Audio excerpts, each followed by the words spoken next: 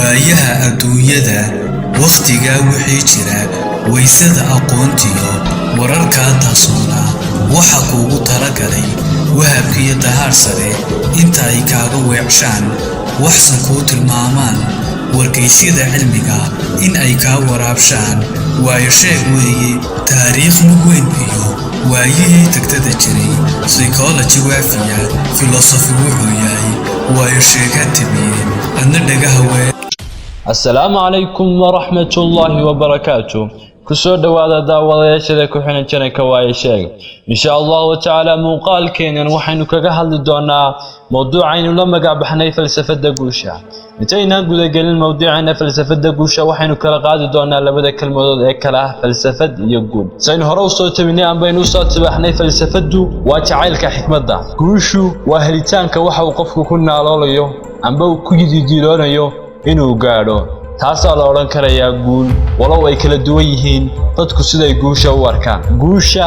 aynu laba kala qaadi doonaa guul la yiraahdo guul waarta iyo guul ma waarta guusha waartada waa guusha markuu qofku ka badbaado naar ee ku guuleysto janno galo rabbigiina raali geliyo taana waxaynu ugu daliilaa aayada quraanka rabbi ku leeyahay wa masjuhsiha 'anil naari wa udkhila al-janna faqad faas cidda la hareer mariyaan bal laga badbaadiyo naarta ee gasha jannada waxay guuleysatay xaqiiq ahaan guusha kale ma waartada waxa weeyaan guusha qofku gaadho intuu adduunyadan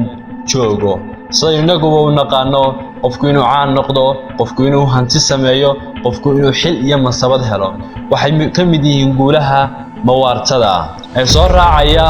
aayadan qaybteeda dambe Ilaahay subhanahu wa ta'ala markuu dhaw masjuhsi 'anil naari wa udkhila al-janna faqad faas waman hayatu dunya illa mata'ul qurur waman hayatu adduunyaduna maaha daldalaal yaro kaliya mooyaane guusha ka soo hadhay mawaartadu waxay raacaysaa aayada Ilaahay subhanahu wa ta'ala ku leeyahay adduunyadu waa daldalaal iyo in yaro mataac markaynu inta kaga nimaadno falsafada guusha hadaynu si guud u tilmaamno waxa weeyaan xikmadda guushu hadaba insha Allah ta'ala waxaynu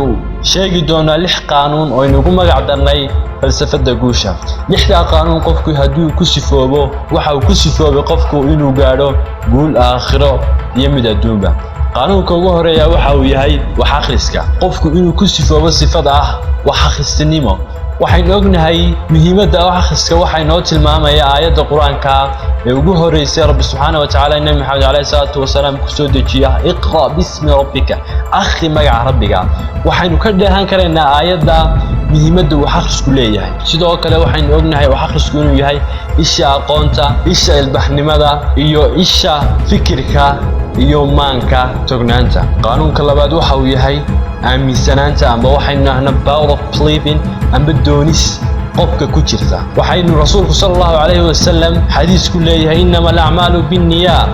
a'maashu waa niyada يعني qofku doonista iyo aaminsanaanta uu leeyahay ayuu shaqo qaban karaya marka waxaynu qaanuunka labaad wuxuu noqon doonaa aaminsanaan qaanuunka saddexaad wuxuu noqon doonaa ismadiibnimo yani qofkaasi inuu mitidnimo leeyahay waxaanu doonayo aakhiriya adduunkaba inuu qofku waxa ilaa uu helo mooyaane aanu isdhiibin waa qaanuunka saddexaad qaanuunka afraad wuxuu noqon doonaa qaanuunka la yiraahdo mas'uuliyadnimo qofku inuu yeesho awood mas'uuliyeed taana waxaynu cadeynaa rasuulku sallallahu alayhi wasallam wuxuu leeyahay kullukum raa'i wa kullu mas'uuliyatu an raa'i mid kastaba waxa laga dhigay kullukum raa'i wa kullu mas'uuliyatu an raa'i mid kastaba waxa la raaciyo wixii la ayaa mas'uuliyad looga dhigay qofku waxa ugu horeeya ee uu mas'uuliyad ka yahay waa naftiisa waxa ku soo xiga qoyskiisa iyo mujtamaciisa waa qaanuunka afraad qaanuunka shanaad wuxuu noqon doonaa qofku inuu leeyahay hami ummadeed iyo fikir ummadeed qofku sifada hadii uu yeesho waxa badnaanayso oo ballaaranaysa guushu gaari karayo iyo